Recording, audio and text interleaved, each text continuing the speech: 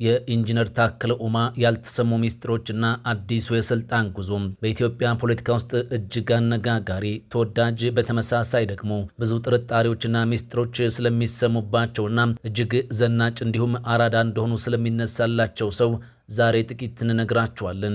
ኢንጂነር ታከለ ኡማ በንቲም። ሰላም ጤና ይስጥልን የአዲስ ፋስት ቤተሰቦች፣ ከአዲስ አበባ ከተማ ምክትል ከንቲባነት እስከ ፌዴራል ሚኒስትርነት ከዚያም በድንገት ሀገር ጥለው እስከ መሄድና አሁን ደግሞ የኢትዮጵያ የኢኮኖሚ የጀርባ አጥንት ወደሆነው ተቋም በከፍተኛ ስልጣን መመለስ። ከዚህ ሁሉ በስተጀርባ ያለው እውነተኛ የፖለቲካ ቁማር ምንድን ነው? ጠቅላይ ሚኒስትር አብይ አህመድና ታከለ ኡማ ምን አይነት ሚስጥራዊ ስምምነት አላቸው? እንዲሁም ስለሚታሙባት አንዲት ጋዜጠኛ ጥብቅ ሚስጥሮችን እናስደምጣችኋለን። አዲስ ፋስትን ሰብስክራይብ፣ ቪዲዮን ላይክ፣ ሼር እና ኮሜንት በማድረግ እንድትጀምሩት እንጠይቃችኋለን። እስከ መጨረሻው አብራችሁን ቆዩ።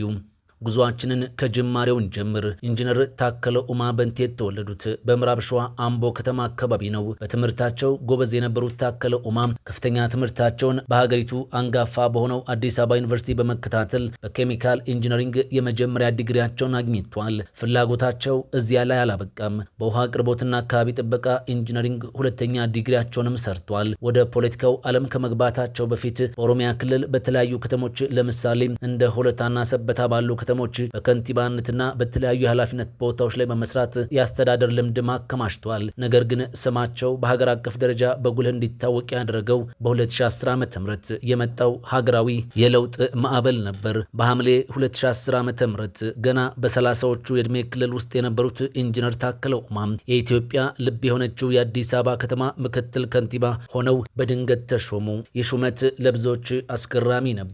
ነገር ግን ታከለ ወደ ስልጣን እንደመጡ የከተማን ወጣቶች ቀልብ የገዙ ታላላቅ ስራዎችን ሰርቷል።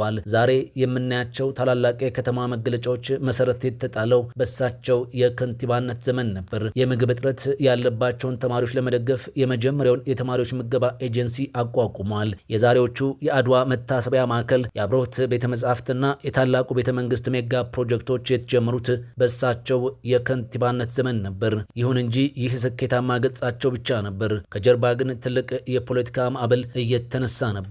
አሁን ወደ ሚስጥራዊና ብዙዎች ወደማይናገሩት የጀርባ ታሪካቸው እንለፍ። ኢንጂነር ታከለ ኡማ በአዲስ አበባ ታሪክ እጅግ የተወደዱትን ያህል በሌላ ወገን ደግሞ እጅግ የተጠሉ ከንቲባም ነበሩ። ምክንያቱን ቀጥለን እንመልከት። በሳቸው የከንቲባነት ዘመን በአዲስ አበባ ዙሪያ ያሉ የኦሮሞ ተወላጆች በብዛት መሬትና የኮንዶሚኒየም ቤቶች በዕጣ እንዲያገኙ ተደርጓል የሚል ከባድ ወሬ በከተማዋ ነዋሪዎች ዘንድ ተሰራጭቶ ነበር።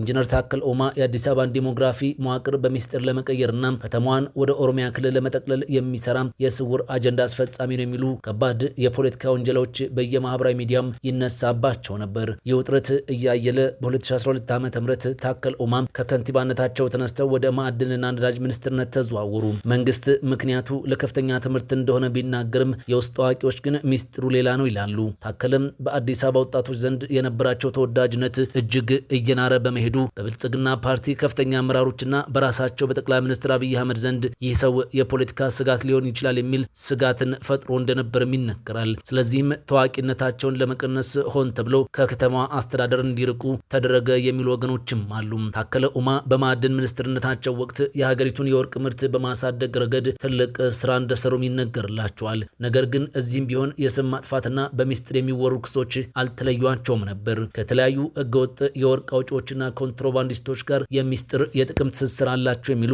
ያልተረጋገጡ የሙስና ስሞች በተቃዋሚዎች ይነሱባቸው ነበር። ምንም እንኳን በይፋ የቀረበባቸው የሙስና ክስ ባይኖርም እንኳን። ነገር ግን በ2015 ዓ.ም ሌላ አስገራሚ ነገር ተከሰተም። ታከለ ሚኒስትርነታቸውን ለቀው ወደ አሜሪካ ዓለም አቀፍ ዝና ወዳለው ሃርቫርድ ዩኒቨርሲቲ ለትምህርት አቀኑ። በወቅቱ በኦሮሚያ ብልጽግና ፓርቲ ውስጥ ካሉ ኃይለኛ አመራሮች ጋር ከባድ የፖለቲካ አለመግባባት ውስጥ ገብተው ስለነበር ለደህንነታቸው በመስጋት ሀገር ጥለው ለመውጣት ትምህርትን እንደ ጋሻ ተጠቅመውበታል የሚሉም ሚስጥሮች ይነሳሉ። አንዳንዶቹ ደግሞ መንግስት የታከለ ኡማን የፖለቲካ ተጽዕኖ ለማዳከም የሃርቫርድ ትምህርታቸውን በገንዘብ በመደገፍ በፍቃደኝነት ላይ የተመሰረተ የፖለቲካ ግዞት ሰጣቸውም ይላሉ። ታከለ ኡማ ከሃርቫርድ ዩኒቨርሲቲ በህዝብ አስተዳደር ማስተር ኦፍ ፐብሊክ አድሚኒስትሬሽን ዲግሪያቸውን ይዘው ወደ ሀገር ቤት ከዓመታት በፊት ተመልሰዋል። አሁን ስቴት ናቸው? ምን እየሰሩ ነው የሚለውን እንመልከት። በዚህ ሰዓት ኢንጂነር ታከለ ኡማ የኢትዮ ጅቡቲ ምድር ባቡር አክሲዮን ማህበር ዋና ስራ አስፈጻሚ ሆነው በመስራት ላይ ይገኛሉ። ይህ ተቋም የሀገሪቱን 95 በመቶ የወጭና ገቢ ንግድ የሚሸከም የኢኮኖሚ የጀርባ አጥንት ነው። ታከለ ተቋሙን ሲረከቡ ተቋሙ በከፍተኛ ዕዳ የተተበተበና ከነበሩት 32 ባቡሮች ውስጥ 15ቱ ብቻ የሚሰሩበት የውድቀት አፋፍ ላይ ነበር። ነገር ግን ታከለ ኡማ ወደ ቦታው እንደመጡ ተቋሙ በታሪኩ ለመጀመሪያ ጊዜ የትርፍ ምዕራፍ ላይ እንዲደርስም አድርጓል። የ3 ዓመት ስልታዊ እቅድ በመቅረጽ ማዳበሪያና ኮንቴነሮችን በፍጥነት የሚያጓጉዙ አዳዲስ አሰራሮችን ዘርግቷል። አልፎ ተርፎም ከፈረንሳይና ከሌሎች የአውሮፓ ታላላቅ ኩባንያዎች ጋር አዳዲስ የፈንድና የቴክኖሎጂ ትብብሮችን በቅርቡም ፈጥሯል። ከስራቸው ጎን ለጎንም በትውልድ አካባቢያቸው ምዕራብ ሸዋ ዘመናዊና ዓለም አቀፍ ደረጃውን የጠበቀ የሁለተኛ ደረጃ ስማርት ትምህርት ቤት አስገንብቶ ማስመረቋል። ታዲያም የዚህ ሁሉ የፖለቲካ ስሌት መጨረሻው ምንድን ነው? በፓርቲው የውስጥ አዋቂዎች ዘንድ የሚወራው ሚስጥር እንደሚያሳየው ጠቅላይ ሚኒስትር አብይ አህመድ ታከለ ኡማን ወደዚህ ትልቅ ተቋም የመለሷቸው በምክንያት ነው። በኦሮሚያ ክልል አሁን ያለውን አመራር ሚዛን ለመጠበቅ ወይም ወደፊት ለመቀየር ኢንጂነር ታከለ ኡማን እንደ የመጠባበቂያ ካርድ እያዘጋጇቸው እንደሆነም ይነገራል። ታከለ አሁን በተሰጣቸው የባቡር ድርጅት ላይ ትልቅ ውጤት ካሳዩ በኋላ በሚቀጥለው የፖለቲካ ምዕራፍ የኦሮሚያ ክልል ፕሬዝዳንት ሆነው እንዲመጡ ከጀርባ ታላቅ ስምምነት ተደርጓል የሚሉ ሹክሹክታዎችም አሉ። ከዚህ ባለፈ ኢንጂነር ታከለ ኡማ ከጋዜጠኞች ጋር እጅግ ጥብቅ የሚባል ግንኙነት እንዳላቸው ይነገራል። እጅግ ዘናጭ አለባበስና ቀለል ያለ አቀራረብ ያላቸው ታከለ ከሴት ጋዜጠኞች ጋር የተለየ የሚባል ልዩ ቀረቤታ እንደነበራቸውም ይነገራል።